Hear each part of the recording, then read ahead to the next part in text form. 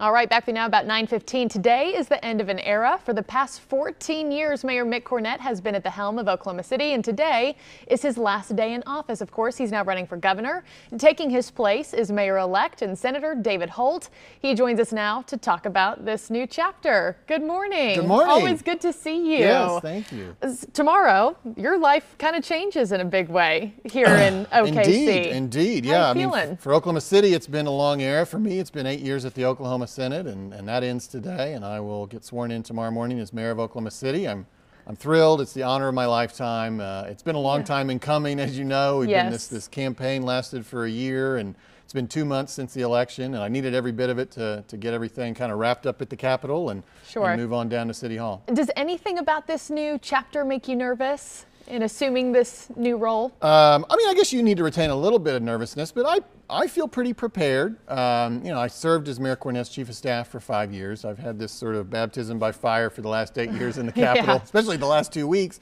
Yeah, no kidding. And so, no, I feel ready. I feel excited. I feel confident. And you do have to relinquish your senator title, yes? And yes. How does that take place, and when does that happen? On Thursday of last week, I submitted my letter of resignation effective at 11:59 p.m. tonight. So I'll be I actually thought I might have left earlier, if not for obviously everything that's been going on at the Capitol. So I'll end up with just, I guess, a few hours in between. Okay, counting down the hours here for your last hours as senator. And take us through tomorrow. I know you're sworn in at 8:30 in the morning at City Hall. Yeah, the tradition has always been to be sworn in at the beginning of the council meeting that occurs that day. And that, of course, is at City Hall in the council chamber. 200 North Walker downtown, and my swearing in will be at 8:30 in the morning, and then I will immediately preside over the council meeting that day, which, believe me, I'm conscious of the fact that everybody else in the room has been to like 10 years worth of council meetings. And they're veterans at this point. Right, and I walk in the door and I'm supposed to run the thing, so I am certainly preparing this morning. As a matter of fact, from here I'll go down and be meeting with the city manager and going over the agenda and making sure I'm ready. So we'll do that, and of course everybody is is invited to the swearing in there at City Hall, but if you can't make that, we will have a couple other events during the day. One will be a digital event. At 2:30, I will conduct a sort of digital open house on Facebook Live at the Oklahoma City's Facebook page, City of OKC. And I will take everybody kind of through the office that we will have already done some cool things to that we'll be doing today. And we'll give you a share there, a Facebook Live share. Thank you. We're experts in that category. So very good. Well, so I'll be showing everybody around, and then at 4:30 at the Civic Center in the Hall of Mirrors tomorrow, we'll have an open reception for the public to come and celebrate. Yeah, a huge day. And speaking of agenda, let's get to what would you say is Oklahoma City's biggest issue? You know, if your priority list, we're a pyramid, what's at the top of that pyramid for you to fix? I think there's 4 things, and it's not any different than what I talked about in the campaign, but it was obviously core services, which I feel like we're in a good place, but we just need to make sure we continue to focus on public safety, streets, and infrastructure, and also our quality of life. And so very soon you're going to hear me talking about a MAPS 4 and whether we should do it, and if so, what it should include. And so I'm going to be asking the people of Oklahoma City to dream big again. And because that vote would be in just about 18 months from now, and we don't have a ton of time. The other thing, and it's certainly on everybody's minds this week, is education. We continue, I think, to be frustrated by the perceptions of our public education system here in Oklahoma City. So I think we need a new vision, and as mayor, I feel like I'm uniquely positioned to help create that. And then finally, and I talked about it a lot in the campaign, and I'll continue to talk about it, and you'll see some symbolic steps in this area tomorrow, is the diversity of our community and making sure that it's incorporated into our decision-making process. Kids under the age of 18, or I should say people under the age of 18, the kids of Oklahoma City are 60% minority. And so that's the future of Oklahoma City, and we really need to kind of start to transition into that new era. You take me to the place I want to go next. Let's talk education, because you are a senator. You have been very involved in what's been going on at the Capitol with the teacher walkout. Did you think that we would be in this second week, day 7 of this walkout?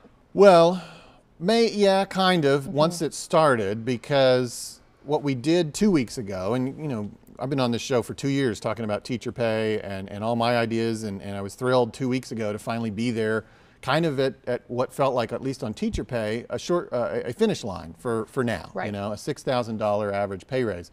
That was a major event. It took 15 months, 2 years arguably, to culminate in that vote. And so when I saw that the teacher walkout was still going to happen, I wondered if, what the legislature could realistically put together as the second act, you know, anytime soon. You know, I mean, I'm 8 years into the legislature. I know how slow it moves and how frustrating it can be. And you know, I knew that it took 2 years to get to the teacher pay raise. And though I think the teacher walkout can accelerate some of the conversation, no question. Once it started, I've kind of wondered how it will end, because you know, the Senate did, after the House had already done on Friday what little it probably could do, you know, with the ball and dice bill and the Amazon bill. And I say what little, my goodness, it's $40 million worth of new revenue. I mean, it's not insignificant. I'm not sure what's next. Let me ask you this. One of the questions I didn't get answered last week when we were in this coverage, you know, we rolled out this this bill signing party, if you will, and then all of a sudden the hotel motel tax was taken off the table, millions of dollars taken off the table. Did that seem disingenuous to you? Well, not in the Senate, because when we passed the revenue package for teacher pay raise, it was said in the presentation of the bill, there on the floor, on television, the hotel tax is going to be taken out of this, and we will find other methods to replace it. And so that was announced at the passage of the Senate bill. So when we as senators, you know, walked out of the room, we understood that the hotel tax was dead. Okay, you got it. There might have been a miscommunication for a lot of viewers, because a lot of viewers said, well, hey, now we had this signing party and now we're going back. So and I should also say that's 10% of the funding for the package. And with Friday's actions on Ball and Dice and Amazon, that's now, that hole is now filled.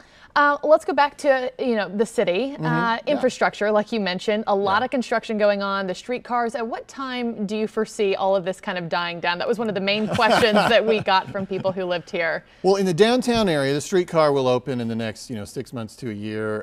The convention center will, obviously, that'll linger. That construction will go on for a few years, but it's more limited than the streetcar, and then the park as well. But also, that's all kind of in the same area. I think the thing that frustrates people the most is the streetcar, but you know, progress, that's what progress looks like, but it's getting there. It's getting there, 6 months to a year. And we did have Craig, one of our viewers, chime in. Can we pop up his question? And Craig asked this: how about infrastructure outside of downtown? Oklahoma City is huge, and making its core nice is great, but ignores the areas where most residents live, work, shop, and drive.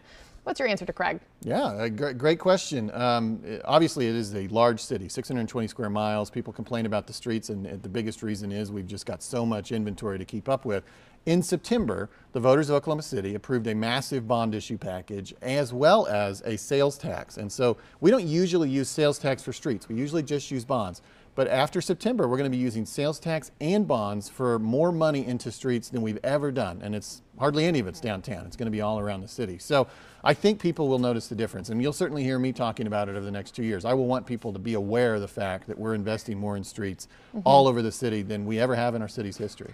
We are wishing you the best. Last question to you. You know, yesterday I was out running the Red Bud Classic, and there's just so many people down there. You got a sense of pride. You know, you love the city. What do you think is the thing that we have, you know, nailed on the head here? What does Oklahoma City have going for us that you're really proud of? I mean, obviously the quality of life and our investments in ourselves. That's the thing we clearly have done well over the last 25 years. Maps, the thunder, all of those things. You know, and so that's what we're very proud of, and rightfully so. And the challenges that lie ahead, like education and incorporating diversity, are the things that we maybe don't do as well, but that's what I intend to focus on. Getting there. Well, best of luck, sir. Thank you. Thank you very much. Thank you for stopping by, and we'll follow you every step of the way. And I'll come back and keep you updated. Deal. You heard it here, folks. Hey, Maggie.